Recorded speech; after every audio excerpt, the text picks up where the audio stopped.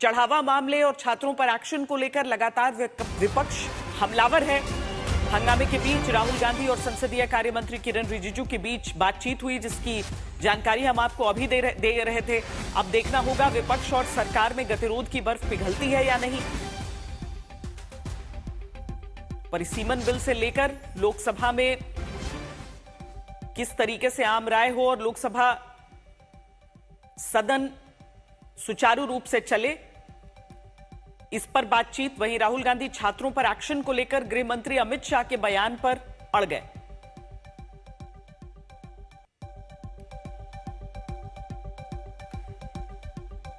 मांग यही है, प्रधानमंत्री सदन में आए, होम मिनिस्टर सदन में आए, अपना बयान दे, डिस्कशन हो जाए। We are ready to take discussion. अगर डिस्कशन हुआ तो इस हल निकलेगा ना। अगर डिस्कशन नहीं है तो वो घर में बैठ के बात करेंगे, घर में सो जाएंगे। ये कैसा हो जाता है? ये पार्लियामेंट्री है, इसको वो तो डिसरेस्पेक्ट कर रहे हैं।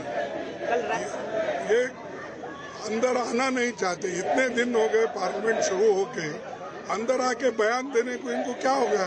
ये क्या मुक्के हैं, बहरे हैं, क्या है?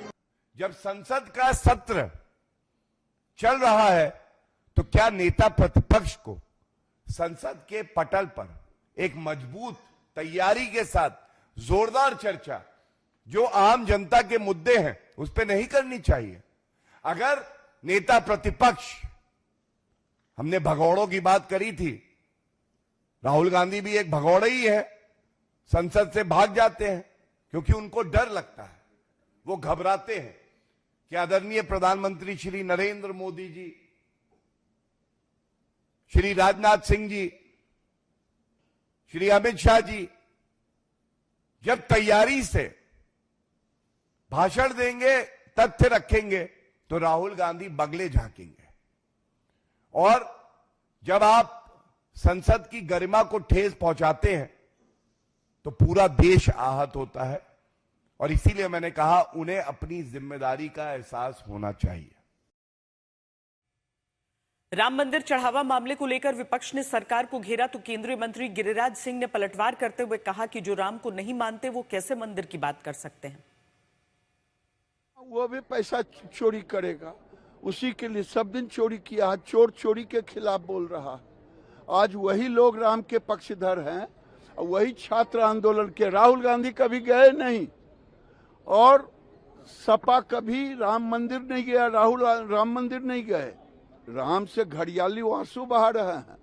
जनता एक एक पाई का हिसाब लेगी। ये साधु संतों को चोर कह रहे हैं। है हिम्मत कि किसी मुस्लिम संत के विषय में बोल दें?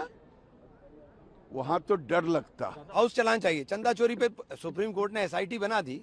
सुप्रीम कोर्ट ने एसआईटी बना दी। हम डिमांड कर रहे हैं कि आप वक्तव्य दे दे। वो इसके ऊपर भी वक्तव्य देने को तैयार नहीं है।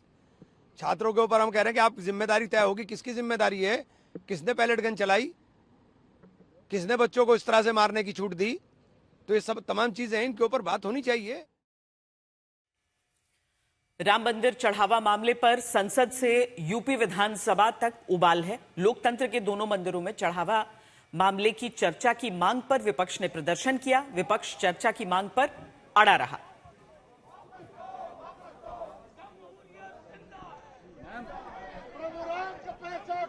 जो अलोकतांत्रिक और असंवैधानिक चेहरा है वो एक बार फिर से विधानसभा सत्र के दौरान देखने को मिला है।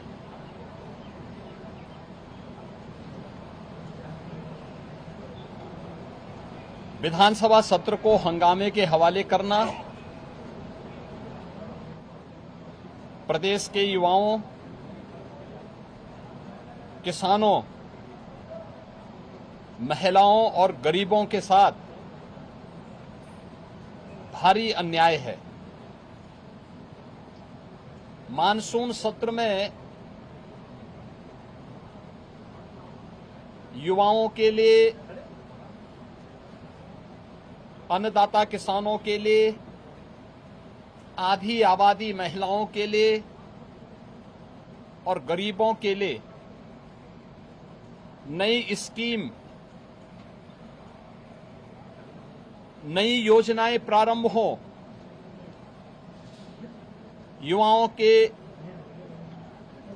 एम्प्लॉयमेंट के लिए, उनकी स्किलिंग के लिए, अन्नदाता किसानों के लिए कोई नई योजना घोषित हो सके, गरीबों के कल्याण के लिए कुछ नए कार्यक्रम आगे बढ़ सकें और महिलाओं के सम्मान और उनके स्वावलंबन के लिए भी कुछ अतिरिक्त प्रयास आगे बढ़ें। इसके लिए हम लोग 59,000 करोड़ रुपए से अधिक की अनुपूरक बजट को भी लेकर के आए थे। अब बात अखिलेश यादव के मिशन ब्राह्मण की। उत्तर प्रदेश में 2027 विधानसभा चुनाव भले अभी दूर हों, लेकिन चुनावी बिसात बिछनी शुरू हो चुकी है। इसकी एक अहम तस्वीर आज लखनऊ में देखने को मिल रही है, जहां समाजवादी पार्टी जनेश्वर मिश्र की जयंती को केवल श्रद्धांजलि कार्यक्रम नहीं, बल्कि बड़े राजनीतिक शक्ति प्रदर्शन के तौर पर मना रही है। इस बार अखिलेश यादव को जनेश्वर मिश्र पार्क में भव्य आयोजन की अनुमति नहीं मिली, इसीलिए पूरा कार्यक्रम पार्टी कार्यालय में शिफ्ट कर दिया गया। लेकिन आयोजन का पैमाना पहले से कहीं बड़ा है। पार्टी दफ्तर के बाहर सांस्कृतिक कार्यक्रम चल रहे हैं, अंदर हवन पूजन और श्रद्धांजलि का आयोजन हो रहा है। की धरती पर एक भी उदाहरण हो कि जहां पर हमारे पूजनीय शंकराचार्य जी को स्नान करने से रोका गया हो, त्रिवेणी में स्नान नहीं कर सकते हैं, उन्हें धरना देना पड़ा। उन्होंने अपनी मांग रखी थी, मांगों को नहीं माना और उन्हें धरना देना पड़ा। लेकिन धरने के बावजूद उनकी कोई सुनवाई नहीं हुई। जो हमारा सबसे बड़ा आत्मसम्मान होता है, जो एक ब्राह्मण समाज के लिए सबसे प्रतिष्ठित चीज है, धार्मिक चीज है, उन बटकों के साथ कितना अपमान इस सरकार ने किया वो कोई भूल नहीं सकता।